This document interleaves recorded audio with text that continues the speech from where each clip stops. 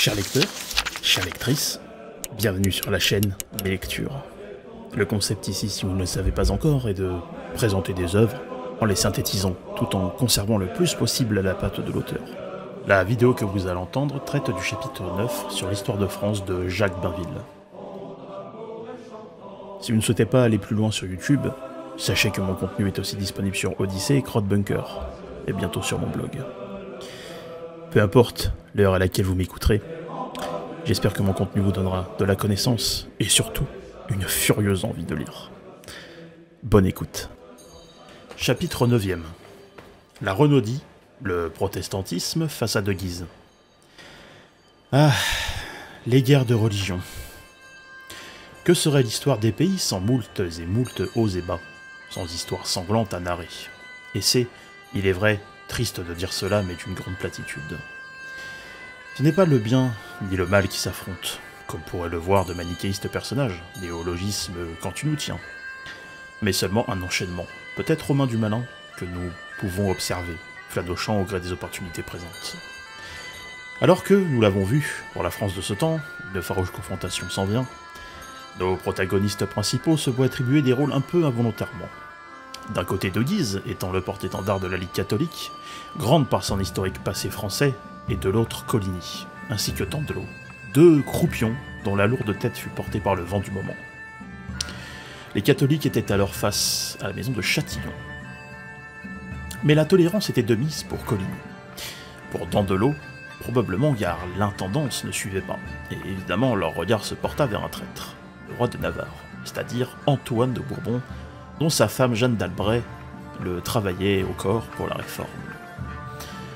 Bien que Bainville nous narre l'histoire de ces deux protagonistes, il n'est pas sûr concernant celui qui lança les hostilités en premier. Bien qu'il soutient que les protestants ne portaient définitivement pas le duc de Guise dans leur cœur. Jusque-là, les insurgés, c'est-à-dire ceux qui se soulèvent, les protestants ou les calvinistes pour la France, ne s'étaient contentés que de noms d'oiseaux peu recommandables. Peu catholiques, dirons-nous. C'est donc bien celui qui porte le nom du titre de notre grande section, qui changea cela. Et vous l'aurez peut-être compris, il s'agit de la Renaudie, avec comme premier coup fort, celui d'enlever les Guises au duc, sans entacher le royaume et le roi. Mais en tant que fiellon, son plan, sa réelle intention, fut celle d'enlever le roi en même temps que les Guises, tout en convoquant des états généraux pour proclamer le Bourbon. Aussi nommée Conspiration d'Amboise, faite en 1560. Mais sa mort arriva bien vite. Alors, réunissant ses bandes en vue d'attaquer, c'est le cardinal de Lorraine qui, avec l'aide de Guise, éventra son attaque. Ce qui révéla au passage une sorte de martyr, et de chaque martyr bien souvent naît un soulèvement. Alors la Provence, Lyon et le Dauphiné furent attaqués. De là allait naître une sorte de réconciliation nationale propulsée par le chancelier l'Hospital et la reine mère Catherine de Médicis, en utilisant encore une fois des états généraux, telle une inexorable fin. Le chancelier l'Hospital déstabilise la France. Nous sommes en 1560. L'horizon de la France laisse pointer une forme de réconciliation pour la bonne marche de notre beau pays. Le roi, François II, invite alors autour d'une table, celle de la dite réconciliation à Orléans, le roi de Navarre, un Bourbon, ainsi que Condé, dont il demanda pourquoi il avait provoqué un tel grabuge à ce à quoi il retourna la faute sur De Guise. Mais François II étant pragmatique, et je pense plutôt enclin à De Guise par ses nombreuses victoires et la libération de Calais, il se rendit bien vite compte du fauteur de troubles, et l'histoire enregistre, par l'entremise de la narration qu'en fait Bainville, une condamnation envers Condé, ainsi qu'un coup d'épée sur l'hydre Bourbon. Mais la vie, la mort, les deux murs invisibles du temps, qui parfois sont narrés par le sage comme étant inexorablement liés, nous rappellent que notre Seigneur nous attend, et bien tristement. En l'année 1560, François II fut emporté. Les cloches de l'église sonnent, les colombes se laissent découvrir par des chatoyants rayons de soleil, transperçant la voûte céleste de leur éclat. Le roi est mort, vive le roi. Mais le cœur du sujet revient alors sur l'Hospital, qui n'en fera pas œuvre de charité, mais qui, avec la reine-mère, ensemble poursuivront la régence du nouveau roi en devenir, c'est-à-dire Charles IX. La réconciliation entre les catholiques et les protestants était un pieux vœu de l'Hospital pour sauvegarder une forme de stabilité. D'un autre côté, les Guises s'inquiétaient du sort qui leur était réservé, car la face catholique de la France n'était plus aussi certaine. On écarta alors de Guise. On gracia Condé, puis on redonna une place au roi de Navarre. Les catholiques s'alarmaient alors. Par les actions de l'hospital, la France se délitait encore plus. Il était un libéral, dont la mise en garde de Sainte-Beuve était ignorée. Une mise en garde assez explicite sur l'esprit républicain primitif des églises réformées et leur dessein exprès de former un État dans l'État.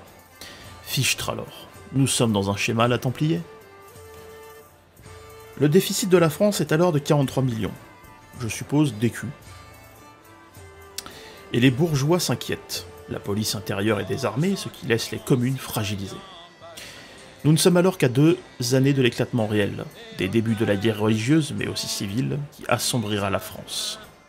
Les catholiques comme les protestants n'étaient pas assez entendus par le chancelier. On commença à penser que la régente était de mèche partout.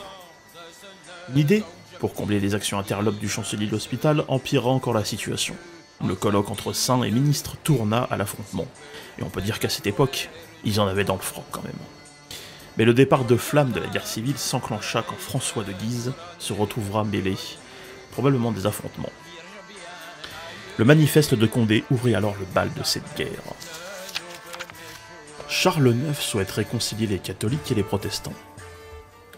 L'on voit bien, avant d'arriver à l'époque de Charles IX, ce que nous dit Bainville, alors que la guerre religieuse s'enhardit en France, que les camps catholiques et protestants sont représentés et que seul Paris reste encore un bastion catholique. Par un coup savamment calculé, enfin, plus ou moins, le duc de Guise s'empara de la régente et du jeune roi, ce qui donna une forme de ressentiment. Mais pour la France, c'était un coup savamment calculé, car la tutelle qu'il subissait permettait aux Guises de sauvegarder l'apparence catholique, malgré la subversion que notre beau royaume subissait. Chose intéressante que l'auteur Nounard, c'est que chaque guerre, je cite, civile, chaque guerre civile introduit l'étranger dans les affaires d'un pays. Et cette peur des Guises était que les protestants de France en appellent ceux du dehors. Et je pense que vous l'avez compris, hein, la chose intéressante à remarquer dans ce que dit Bainville, et qui est à prendre vraiment en compte, c'est que les troubles internes d'un pays peuvent servir à le subvertir. Hein. Les époques étant quand même radicalement différentes, hein, je me demande si, quelque part, vous savez, les services secrets existaient à l'époque, un peu comme aujourd'hui, hein, et comme nous l'avons vu avec le livre noir de la CIA et via ses branches, qui va déstabiliser des pays un peu comme l'Iran, hein, que je vous ai déjà présenté sur la chaîne. Reprenons. Le cardinal de Lorraine revint alors en tentant d'aplanir les dissensions en apportant de nombreuses concessions au duc de Wurtemberg, dans le but que la guerre ne flambe pas plus. Pendant ce temps-là, de Guise, lui, communiqua avec les moyens du temps, par-delà le Rhin, aux luthériens, en leur disant que les catholiques avaient plus en commun avec eux qu'avec les calvinistes, qui était le courant protestant en France à cette époque. De là, des reîtres allemands vinrent grossir les rangs catholiques. Mais de l'autre côté, d'autres reîtres, qui sont en fait des cavaliers allemands, combattaient l'opposition. Et nous étions alors, avec Philippe II, le fils de Charles Quint, en alliance contre l'Angleterre, aussi appelée l'île du diable. En piètre opposition, les protestants de France réussirent à avoir des gages de la reine d'Angleterre, rien que ça. En ouvrant de vieilles hostilités anachroniques à notre beau pays, Coligny et Condé rendaient Calais et Le Havre dans une forme d'oubli du salut national. L'année 1562 est comparée à 1792, tant elle a été pourfendeuse de désordre et d'obscénité pour la France. Les protestants calvinistes de l'époque s'en prenaient beaucoup aux images religieuses d'une France catholique. La réforme dans l'ouest de la France ne passa pas le XVIe siècle.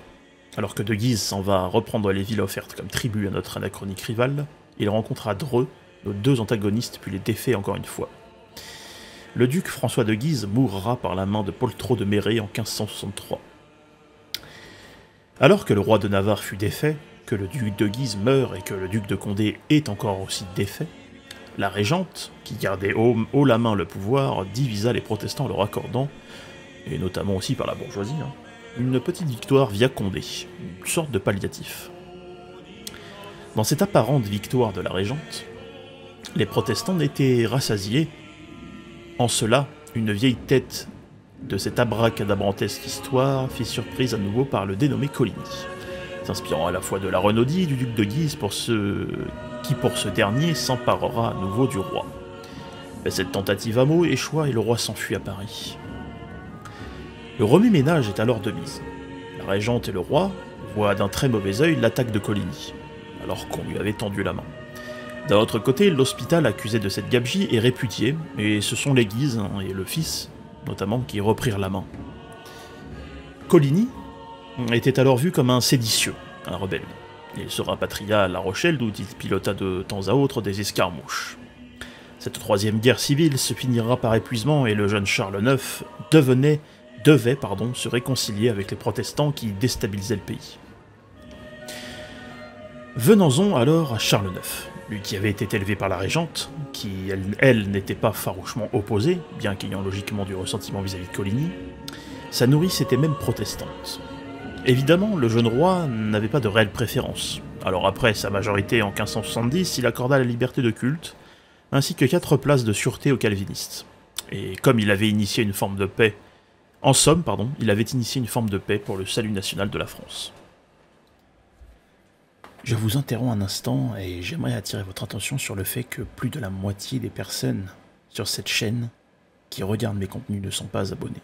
Alors vraiment, je compte sur vous. Si le contenu vous plaît, abonnez-vous. Likez les vidéos et partagez-les. Je vous remercie. Bonne écoute. Le cheminement de la Saint-Barthélemy. Je pense que toutes les personnes qui m'écoutent savent de quoi il en retourne. C'est un moment de l'histoire de France qui nous a fait garder notre identité chrétienne catholique. Mais qui a aussi montré que les catholiques ne sont pas toujours les gentilshommes, comme se plaît à le dire notre cher Bainville. Mais je ne suis pas ici pour en juger. En cela, seule l'histoire nous en donne les faits. Avant d'en arriver à la guerre religieuse sous sa forme la plus sanglante, c'est-à-dire en 1572, regardons comment l'histoire nous amène cet épisode sur un plateau de sang, et non d'argent. Rappelons d'abord que le protestantisme en France fut porté par des hommes comme Coligny ou encore la Renaudie, avec comme figure de fond le roi de Navarre et leurs successeurs. Et que la stabilité du pays fut plus simple à entrevoir par Charles IX. Il y avait alors là, dans les temps à venir, toujours l'idée de la passation du pouvoir. Charles IX n'ayant jamais eu d'enfant, Henri III étant le dernier des Valois, branche de la dynastie capétienne qu'il fallait organiser la transition dans une période de guerre religieuse où les Bourbons étaient enclins au protestantisme. Face à cela, Charles IX, dans une manœuvre de sauvegarde du salut national, maria sa sœur Marguerite à Henri de Bourbon, avec je subodore comme arrière-pensée de rapprocher les deux branches. Nous étions alors uniquement, et je le pense, dans une forme de sauvegarde de la lignée monarchique. La régente qui ne l'était plus, mais qui avait encore du pouvoir, écrivit un texte qui fit entrer Coligny à la cour, à la droite du roi, alors qu'il avait brûlé des faubourgs près de Paris auparavant. Coligny élabora des plans, dont un sur la Comète, qui rapprochèrent la France et l'Angleterre, mais l'éloignera de l'Espagne. En envoyant ses troupes défendre les Pays-Bas de l'Espagne, c'était le plan de trop, celui sur la Comète, puisque l'Angleterre, aussi appelée l'île du diable, ne voyait pas cela d'un très bon œil. Pendant ce temps-là, notamment à Paris, où le catholicisme était encore fortement ancré, la population catholique avait le nez creux. Les faveurs dues au fait que Coligny était proche du roi envers les protestants étaient extrêmement mal perçues et reçues. Et de surcroît, le mariage entre la sœur de Charles IX et des Bourbons n'arrangeait vraiment pas la situation. À Paris, le peuple prêchait contre le mariage et à Notre-Dame, on ouït dire que le roi aurait d'un coup de main, alors que sa sœur était hésitante, abaissé sa tête dans un faux semblant d'acceptation du mariage. C'était, nous dit l'auteur, le grand point de départ de la Saint-Barthélemy. Ainsi, par ce mariage, mais aussi par l'accentuation du gouvernement et une politique favorable au protestantisme, il s'était enclavé dans une situation dont on ne sort que très peu sans violence. Bon, c'est quand même intéressant d'observer, je trouve, les enjeux de la façon dont guerre civile et guerre religieuse s'entremêlent, et de voir que quand une réforme, un grand changement, une grande bascule en devenir advient, il y a une foultitude de traîtres qui usent d'opportunisme à l'image d'un Coligny. Hein? Voilà. Bon, reprenons. Mais le ressentiment envers les têtes de Pont et de Guise était aussi un point noir pour le parti protestant de France et la couronne. La reine, mère, s'inquiétait de voir ce ressentiment galopant se retourner contre la monarchie, là où les Guises avaient refusé de quitter Paris, avec un arrière-fond de revanche que le peuple approuvait. La Saint-Barthélemy fut plus l'effet d'une sidération collective, d'un interlope décision, plutôt que d'un événement mesurément réfléchi. Bon, quoi qu'on peut quand même se poser la question quant aux différents acteurs pensant en venir à l'aboutissement final, hein, celui de la guerre qui laisse place. À cela s'ajoutent les enjeux liés à la monarchie, notamment à Charles IX qui la pensait finie, hein, l'expérience en moins, en tentant de stabiliser la situation à son avantage. À l'aube de la Saint-Barthélemy, la projection des différents acteurs du moment sur l'organisation de la Ligue catholique allait décider du sort de Paris. L'histoire parle pour nous. Elle fut sanglante, si bien que même les provinces s'en enthousiasmèrent. Toutes les têtes de pont furent décapitées. Le profond marquage au fer chaud de cette terreur sur les calvinistes éteignit complètement la flamme protestante, au moins dans le nord du royaume, pour se déplacer dans l'ouest. À La Rochelle, mais aussi vers le midi dans les Cévennes. De là, elle changea le nom de la boutique en adoptant des codes plus républicains. Et c'était peut-être véritablement là le glissement et le ressentiment des vaincus qui ressortira plus tard avec la Révolution de 89. Et je le disais au-dessus, concernant le protestantisme dans le Midi, cette réforme retrouvera des codes similaires aux albigeois, qui, rappelez-vous, héritent leurs préceptes des cathares dans lesquels faire naître des enfants, c'est un peu comme tendre la main au diable, car on lui fait subir des difficultés de la matière. Rien que ça. Rien que ça. Bref, reprenons. La guerre civile n'est donc pas terminée, mais continue d'une certaine façon. Ce qu'on gardera de l'idée de cette période, hein, en tout cas en dehors de Michelet, hein, c'est que le roi tentait une collaboration avec les calvinistes, mais en vain. Comme quoi le protestantisme, pense-t-on, n'a pas réellement sa place dans les cœurs des Français qui aiment la longue histoire de France. C'est ainsi que l'épisode sur la Saint-Barthélemy prend fin. Enfin, pas vraiment, tout à fait, puisque du ressentiment existe encore et que le livre de l'auteur n'entre pas très profondément en détail dans tous les aspects, on va dire, micro de la vie des tiers de l'époque, c'est-à-dire les contemporains, les gens. La mort de Henri III. Henri III est le troisième fils de Catherine de Médicis. Ce n'est pas forcément le roi que, personnellement, j'apprécie le plus, mais il faut reconnaître, malgré les pamphlets injurieux à son encontre, qu'il a voulu sauvegarder l'unité nationale. Même si on peut légitimement se demander si l'unité nationale, ce n'est pas d'abord son petit précaré.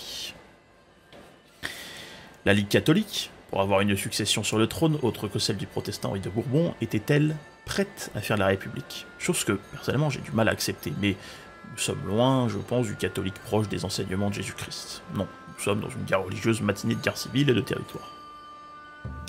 Cet objectif, celui d'un roi uniquement catholique, n'aura jamais lieu. Revenant de Pologne, là où il était roi, c'est une France chancelante qui trouva.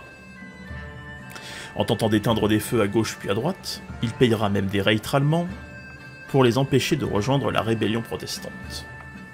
Mais en vain, il n'arriva pas à assainir leurs actions, à tel point qu'en cédant, les calvinistes purent pleinement s'intégrer dans la société. C'était aussi pour la monarchie un aveu, celui de demander aux protestants un accord stable. Là où la catholicité, elle, ne l'a pas eu, hein, alors majoritaire et bien plus ancienne en France. Pour répondre plus efficacement aux privilèges accordés aux protestants, la Ligue catholique au sens politique s'éleva en 1576 avec le manifeste de la Sainte Union par Henri de Guise, qui, pensé à l'époque comme tel, pouvait devenir aussi populaire que le roi lui-même. Dit-on déjà à l'époque que les Guises seraient des descendants de Charlemagne, que le manifeste qui fait suite à la création de la Ligue demanda un retour chrétien de l'époque et à l'image de ce qu'avait fait Clovis. Jusqu'en 1585, le roi Henri III vivra avec son gouvernement dans une forme de pauvreté où les moyens financiers étaient instables. Le caractère unitaire, subodorons-le, de ce dernier prend alors le dessus en tentant vainement d'aplanir les ligueurs et les protestants. Mais Henri III, famélique, faible, mourut bien plus tard en laissant un trône vide de son héritage génétique en 1589. Les Guises n'étant jamais endormis, s'éveillent alors, car sa mort annonce le possible retour d'un fuyard calviniste, Henri de Bourbon. L'espace temporel entre 1585 et sa mort laisse entrevoir des événements, notamment celui où on apprend que son objectif était d'user les catholiques et les protestants, tout jouant des circonstances, et c'est son lieutenant de Joyeuse qui lui offrit une victoire face à le Béarnais en 1587, à Coutras, face aux deux Guises. En faisant cela, le ressentiment de la Ligue fut profond. Beaucoup de ses contemporains l'accusèrent de faiblesse, et tout autour de lui, des prêtres en chair accusaient le roi de tous les vices et de tous les crimes. En soi, Sa mémoire nous est apparue salie, pour un roi tentant la réconciliation.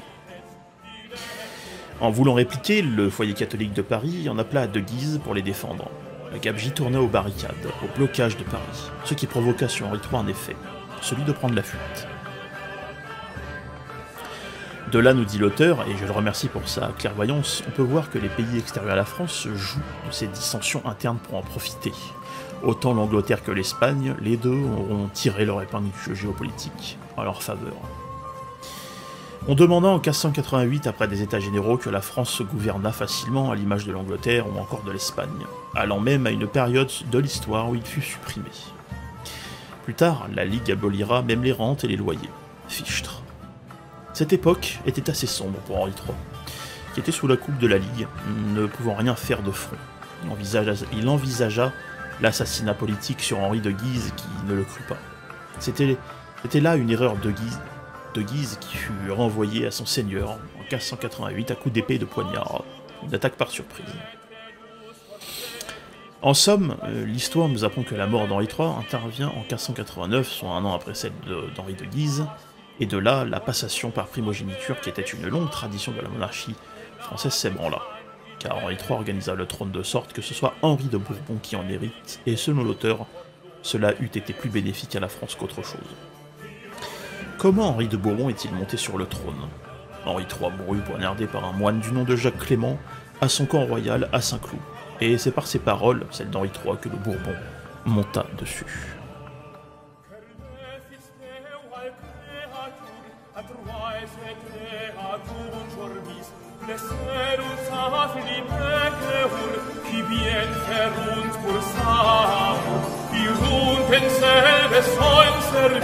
Pour la venganza Deo fornir, per la fornir, prime servi, per le color, se nu, Dio ne riva al momi, nel parte per la rete, pensa delle mie,